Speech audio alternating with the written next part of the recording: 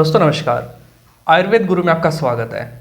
आज स्टूडियो में हमारे साथ मौजूद हैं एक भाई जिनका नाम अमित है और इस सोनीपत से यहाँ पे आए हुए हैं। इनको सोराइसिस की तकलीफ है और लगभग 4 से 5 साल से ये इस सोराइसिस की गंभीर समस्या से जूझ रहे हैं। तो आज इन्हीं से इन्हीं की कहानी सुनेंगे, इन्हीं की जुबानी। तो सर आपका स्वागत है। Thank you sir. सर अपने बारे में बताइए सर, सोराइसिस कहाँ से आपको शुरू हुई थी? नमस्कार दोस्तों, मेरा नाम अमित है और मैं सोनीपत हरियाणा से बिलोंग करता हूँ। सोराइसिस मेरे को 2018 में हुआ था।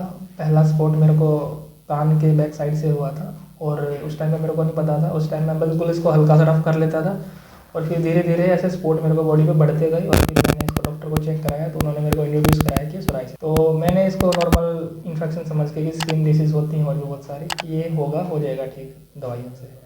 तो उन्होंने मेरे को दवाइयाँ दी और जैसे मैं दवाइयाँ लेता रहा तो मेरे को नॉर्मल आराम लगता रहा, लेकिन जैसे ही छोड़ रहा था तो फिर ज़्यादा हो रही थी। सर आप ये दवाई कितने टाइम से खा रहे थे एलोपैथी की? एलोपैथी में मैंने 7-8 महीने दवाई खाई है। ओके, तो उन दवाइयों से आपके शरीर पे क्या प्रभाव पड़ा था दवाई लेते ही? उसमें कुछ बहुत ज़्यादा मैंने लंबे टाइम तक नहीं खाई, लेकिन ये है कि बार बार छोड़ रहा था तो बार बार आ रही थी, प्रॉपर क्योर नहीं हो रहा था इस वजह से। ओके, तो सर जैसे आयुर्वेद एलोपैथी में इतने लंबे टाइम तक दवाई खाई और कुछ ना कुछ तो आपको शरीर में प्रभाव पड़ा होगा, आपको कुछ ना कुछ रिलीफ मिला होगा, ठीक है। जैसे आपने दवाई छोड़ी आपको फिर से सोराइसिस। मैं एलोपैथी में मेडिसिन ले रहा था तो मेरे एक फ्रेंड है, वो होम्योपैथी में प्रैक्टिस कर रहे थे रोहतक में ही। तो उन्होंने मेरे को बताया कि तुम होम्योपैथी में लोगे तो उसका अच्छा ट्रीटमेंट हो जाएगा। होम्योपैथी और आयुर्वेदिक अप्रोक्सीमेट सेम टाइप सा ही होता है, लेकिन मेरे को ये नहीं पता था कि मेडिसिन लेने के बाद भी चीज़ें बढ़ जाती हैं। होम्योपैथी में चीज़ें मेरे को बढ़ गई उसमें, फिर मैं उसमें डर गया था बिल्कुल और फिर मैं घर पे आ गया था और रोहतक सिटी मैंने उस टाइम पे छोड़ दिया था। मेरी सारी बॉडी कवर हो गई थी सोराइसिस में और मेरे से मूवमेंट भी नहीं होता था उस टाइम पे। तो फिर मैं यूट्यूब पे मनोज विरमानी सर, जो यहाँ पे करनाल में आयुर्वेद गुरु नाम से इनका हॉस्पिटल है, तो इनसे मैं आके मिला था यहाँ पे और यहाँ से आके फिर मेरा ट्रीटमेंट स्टार्ट हुआ था। ओके, सर आपने पहली बार ट्रीटमेंट कब लिया था यहाँ आके? मैंने पहली बार ट्रीटमेंट यहाँ पे 2019 की स्टार्टिंग में लिया था। ओके, तो सर उस टाइम पे आपको क्या प्रभाव पड़ा था? उस टाइम पे मेरे को ये था कि मैंने सर की मेडिसिन ली थी और मैंने स्टार्टिंग में बस ये किया था कि सर ने जो मेडिसिन दी और जो परहेज दिए उनको फॉलो किया और 2-1 महीने तक मैंने दूध के साथ रोटी कंटिन्यू की। वैसे तो बहुत सारे डॉक्टर बोलते हैं कि डेयरी प्रोडक्ट नहीं लेना चाहिए, लेकिन सर ने मेरा दूध के साथ रोटी रखी। मैंने स्पाइसेस 2 महीने तक बिल्कुल छोड़ दिया और मैं 2 महीने में ही कवर कर गया था। मैं 2 महीने में ठीक हो गया था उस टाइम पे।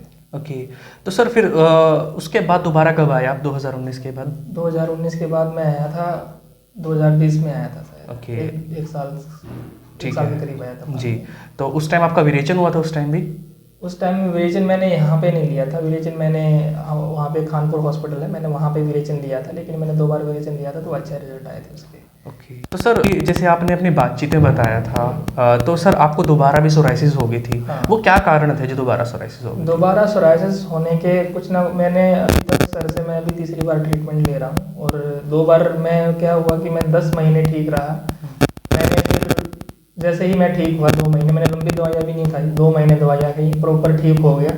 फिर मैंने अपना सारा का सारा खाना घर वालों के साथ मिक्स कर लिया, जो कि प्रोहिबिट है सोराइसिस में। कुछ जैसे कि हम टमाटर है, सॉल्ट ज़्यादा नहीं ले सकते, ग्रीन चिली ज़्यादा नहीं ले सकते, वो सारी चीज़ें कंज्यूम होनी स्टार्ट हो गई। धीरे धीरे परहेज टूटने स्टार्ट हो गए और वो एक लेवल पे आगे ऑप्टिमम लेवल पे चले गए और उसके दोबारा फिर स्पॉट आने स्टार्ट हो गए। स्पॉट आने के बाद भी मैंने डॉक्टर से टाइम पे कांटेक्ट नहीं किया और ज़्यादा बढ़ने के साथ ही मैंने डॉक्टर से कांटेक्ट किया उसके बाद, इसलिए मेरे को वो सारी चीज़ें हुई।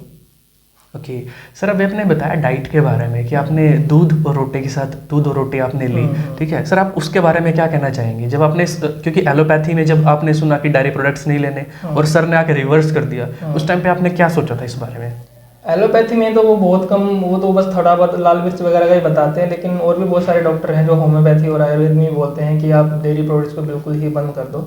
लेकिन सर ने मेरा दूध कंटिन्यू रखा, दूध बिना नमक का या बिना मीठा, और रोटी भी बिना नमक की रही थी। मतलब कि आयुर्वेद में रहता है कि विरुद्ध आहार नहीं होना चाहिए, दूध की चीज़ों के साथ नमक मिक्स नहीं होना चाहिए।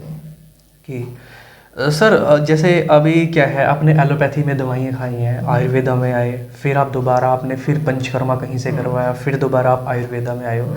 सर इसमें जो लाइफस्टाइल का, ठीक है, मतलब एक नॉर्मल पर्सन की और एक सोराइटिक पर्सन की जो लाइफस्टाइल है, में क्या डिफरेंस देखते हैं सर आप? देखो, इसमें बहुत ज़्यादा कुछ डिफरेंस नहीं है। थोड़ा सा क्या है कि हमें जैसे कि अभी बहुत ज़्यादा मॉडर्नाइजेशन और वेस्टर्न कल्चर को हम फॉलो कर रहे हैं, अलग अलग तरीक़ों से अलग अलग मसाले डाल के फैशन बना गया कि डिश को अलग अलग तरीके से स्वाद बनाने के चक्कर में कुछ भी डाला जा रहा है और उस चीज़ को हम कंज्यूम कर रहे हैं जो हमारी बॉडी में आगे हिट करता है, क्योंकि उन चीज़ों के लिए हमारा नेचर है ही नहीं इस तरह का। नॉर्थ इंडिया का या हमारे इंडिया का इस तरह का नेचर है ही नहीं। हम उन चीज़ों को कंज्यूम करते हैं जो हमें सूट नहीं होती और वो चीज़ें हमें प्रॉब्लम क्रिएट करती हैं।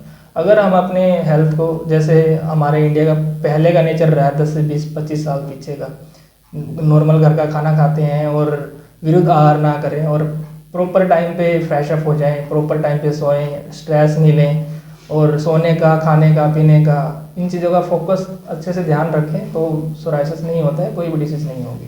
ओके सर, आयुर्वेद गुरु के बारे में क्या कहना चाहेंगे आप?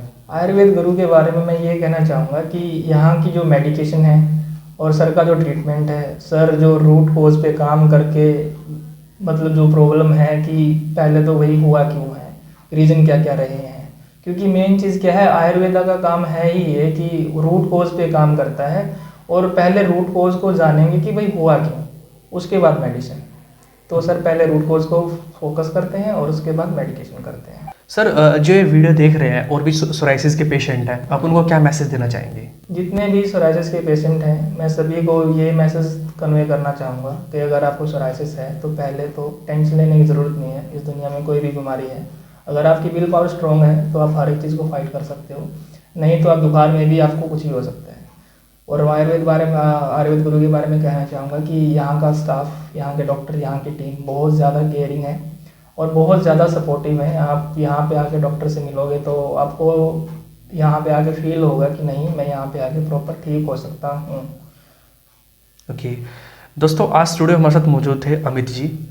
उम्मीद है आपको आपके हर प्रश्न का आपको जवाब मिला होगा। देखते रहिए आयुर्वेद गुरु की और वीडियो। तब तक के लिए नमस्कार, धन्यवाद।